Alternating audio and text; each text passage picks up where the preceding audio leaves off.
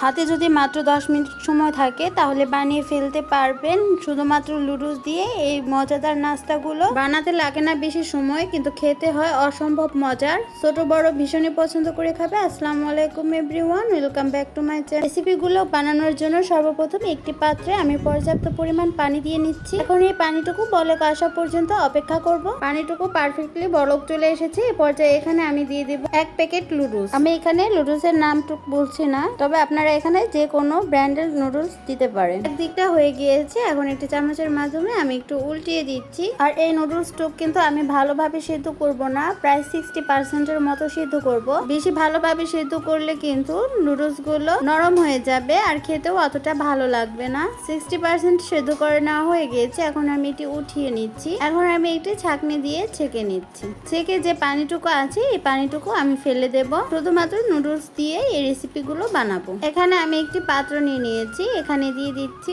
সিদ্ধ করে রাখা নুডলসটুকু। আজ আমি এখানে একটা নুডলস দিয়ে রেসিপিগুলো বানিয়ে দেখাবো। আপনারা চাইলে এই রেসিপিগুলো আপনাদের পছন্দ অনুযায়ী নুডলস দিয়ে বানিয়ে নিতে পারেন। সেক্ষেত্রে মশলার পরিমাণ আর ডিমের পরিমাণটা কিন্তু বেশি লাগবে। এ পর্যায়ে এখানে দিয়ে দিচ্ছি একটা ডিম। 1 প্যাকেট নুডলসের জন্য একটা ডিম একদম পারফেক্ট। এ পর্যায়ে এখানে দিয়ে দিচ্ছি 1 টেবিল চামচ পরিমাণ পেঁয়াজ কুচি আর দিয়ে দিচ্ছি 2টো মরিচ কুচি। তবে আপনারা কিন্তু মরিচটা বুঝে শুনে অ্যাড করবেন, যে আপনারা কতটুকু পরিমাণ ঝাল খাবেন সে অনুযায়ী বাড়িয়ে কিংবা কমিয়ে অ্যাড করতে পারেন। এ পর্যায়ে এখানে দিয়ে দিচ্ছি সামান্য পরিমাণ হলুদের ফাঁকি আর দিয়ে দিচ্ছি সামান্য পরিমাণ মরিচের ফাঁকি। আমি কিন্তু আগেই বলেছি মরিচের ফাঁকিটা আপনারা বুঝে শুনে অ্যাড করবেন ঝাল অনুযায়ী। এ পর্যায়ে এখানে দিয়ে দিচ্ছি সামান্য পরিমাণ ধনিয়ার ফাঁকি। ধনিয়ার ফাঁকিটা কিন্তু বুঝে শুনে অ্যাড করবেন। বেশি ধনিয়ার ফাঁকি দেওয়ার কারণে কিন্তু নাস্তা খেতে বেশি ভালো লাগবে না। আপনারা চাইলে ধনিয়ার ফাঁকিটা স্কিপ করতে পারেন। আর এই নাস্তাগুলো বানাতে গেলে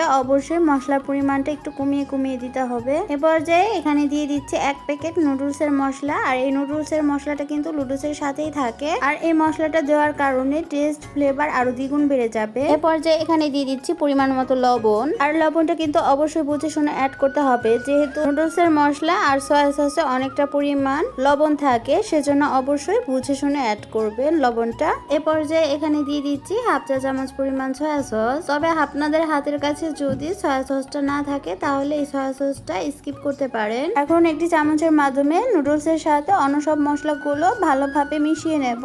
অবশ্যই একটু সময় নিয়ে এই মশলাগুলোকে ভালোভাবে মিশিয়ে নিতে হবে। যতক্ষণ পর্যন্ত ফেনা ফেনা উঠে না আসবে ততক্ষণ পর্যন্ত ভালোভাবে মিশাতে হবে। তো বন্ধুরা, আমার ভিডিওটি যদি আপনাদের মাঝে একটু হলেও ভালো লেগে থাকে কিংবা উপকার আসে, প্লিজ একটি লাইক দিয়ে দেবে। আর যদি খুব বেশি ভালো লেগে থাকে ফ্রেন্ড এবং ফ্যামিলির সাথে শেয়ার করতে পারেন। আর হ্যাঁ, আপনাদের বাচ্চাদের জন্য টিফিন বক্স খালি না চলে আসে তাহলে এই রেসিপিটি একবার বানিয়ে দিতে পারে। টিফিন বক্স খালি চলে আসবে। আর এভাবে রেসিপিটি বানালে ছোট বড় সকলেই ভীষণই পছন্দ করে খাবে। সকালের নাস্তা হিসেবেও এই রেসিপিটি ঝটপট করে বানিয়ে নিতে পারে। দেখতে পাচ্ছেন ভালোভাবে মেখে নেওয়া হয়ে গিয়েছে। এখন এই নুডলসের মিশ্রণটুকু আমি সাইডে রেখে দেব। এ পর্যায়ে চুলায় আমি একটি প্যান বসিয়ে দিচ্ছি। এখন এই প্যানটাকে আমি ভালোভাবে গরম করে নেব। প্যানটা ভালোভাবে গরম হয়ে গিয়েছে। এ পর্যায়ে এখানে দিয়ে দেব সামান্য পরিমাণ রান্নার রেগুলার সয়াবিন তেল। আর এই রেসিপিগুলো অবশ্যই সরিষার তেলে ভাজা যাবে না, আর সরিষার তেলে ভাজলে কিন্তু খেতে ভালো লাগবে না। তেলটা ভালোভাবে গরম হয়ে আসার পর এখানে দিয়ে দিচ্ছি মেখে নেওয়া নুডলসটুকু।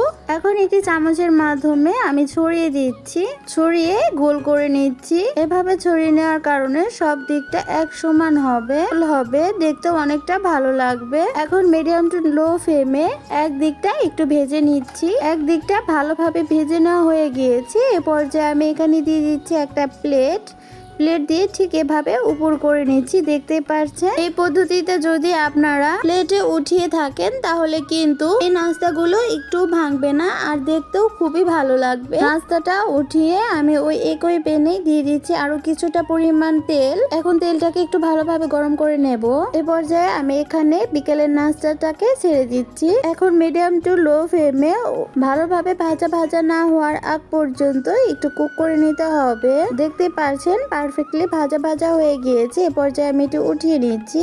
দেখতে পাচ্ছেন মাশাআল্লাহ কতটাই সুন্দর হয়েছে। এরকম সহজ সহজ ও মজার মজার রেসিপি পেতে চাইলে অবশ্যই আমার পাশে থাকবেন। আমি আপনাদেরকে একটি পরিবেশন করে দেখাচ্ছি যে কিরকম হয়েছে খেতে। আর এভাবে যদি বানিয়ে দেন বাচ্চারা কিন্তু খুবই পছন্দ করে খাবে। দেখতে পাচ্ছেন কতটাই সুন্দর হয়েছে দেখতে। আর হুটহাট করে মেহমান চলে আসলে এই রেসিপিটি বানিয়ে দিতে পারেন, বেশি দেরিও হবে না।